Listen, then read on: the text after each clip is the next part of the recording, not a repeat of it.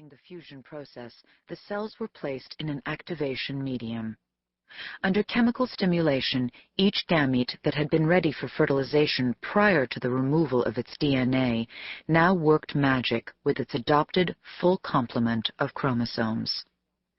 Following a mysterious molecular mechanism, the adult nuclei forsook their previous epithelial duties and reverted to their embryonic roles. After a short period of time, each gamete began to divide to form individual embryos that would soon be ready for implantation. The donor of the adult cells had been cloned. In fact, he'd been cloned approximately 60 times. April 6, 1999. "Are you comfortable?" Dr. Paul Saunders asked his patient, Kristen Overmeyer, who lay on the aged operating table clothed only in a backless hospital johnny. "I guess," Kristen answered, although she was not comfortable at all. Medical environments never fail to evoke anxiety in her, and the present room was particularly disagreeable. It was an ancient operating theater. Its walls were bile green, cracked tile with dark splotches, presumably from old blood staining the grout. It looked more like a scene in a Gothic horror movie than a room currently in use. There were also tiers of observation seats that disappeared up into the gloom, beyond the reach of the overhead surgical light. Thankfully, the seats were all empty. "I guess doesn't sound too convincing," Dr. Sheila Donaldson said from the opposite side of the operating table, opposite Dr. Saunders. She smiled down at the patient, although the only observable effect was a crinkling at the corners of her eyes. The rest of her face was hidden behind her surgical mask and hood. "I wish this was over," Kristen managed. At that moment, she wished she hadn't volunteered for the donation. The money would provide her with a degree of financial freedom that few of her fellow Harvard students enjoyed, but that seemed less important now. Her only consolation was that she knew she'd soon be asleep. When she'd been offered the choice of general anesthesia or local, she'd chosen the former without a moment's hesitation. The last thing she wanted to be was awake, while they pushed a foot-long aspiration needle into her belly. "I trust we are going to be able to get this done today," Paul said to Dr. Carl Smith, the anesthesiologist. Paul had a lot to do that day, and had only scheduled 40 minutes for the procedure. He couldn't begin until Carl had the patient under, and minutes were inexorably ticking away. Carl didn't respond. Paul was always in a hurry. Satisfied with the oscillatory sounds he heard through his earpiece, Carl reached over and pulled his anesthesia machine closer to Kristen's head. All was ready. "Okay, Kristen," Carl said. "As I explained to you earlier, I'm going to give you a bit of milk of amnesia. Are you ready?" "Yes." "Have a good little sleep.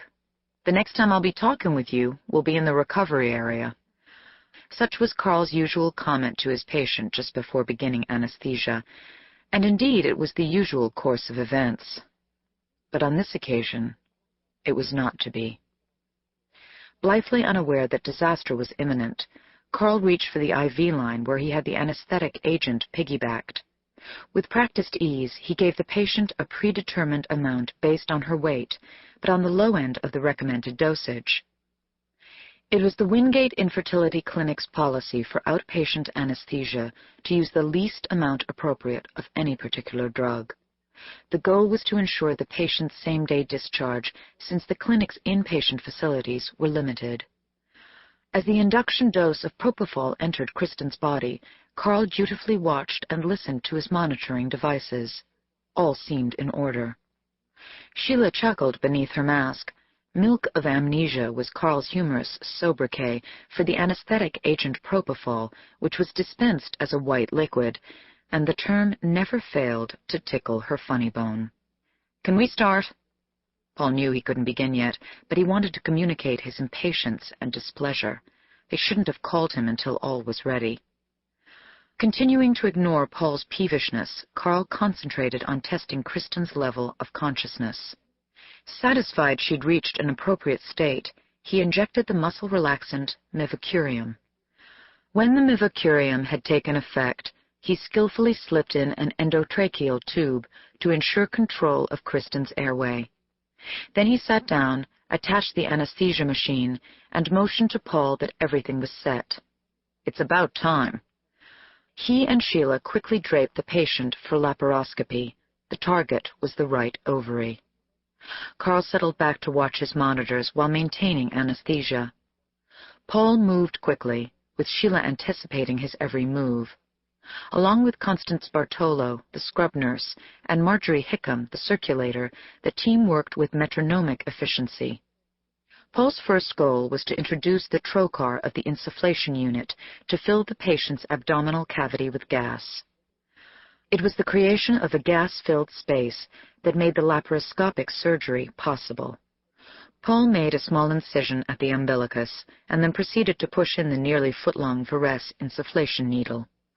2 distinct pops could be felt as the needle passed into the abdominal cavity. Paul then activated the insufflation unit. Instantly, carbon dioxide gas began to flow into Kristen's abdominal cavity. As they waited for the appropriate amount of gas to enter, disaster struck.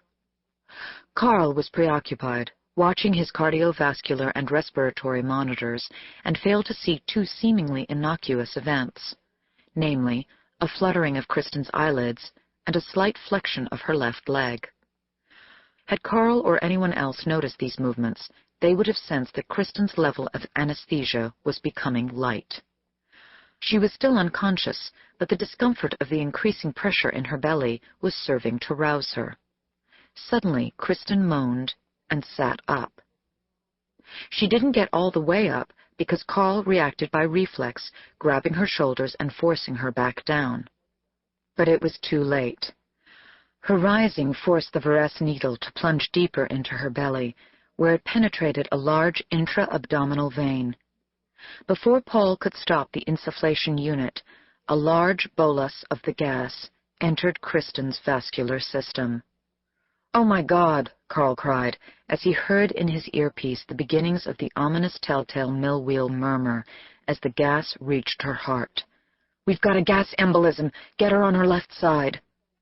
Paul yanked out the bloody needle. He helped Carl roll Kristen over in a vain attempt to keep the gas isolated in the right side of her heart.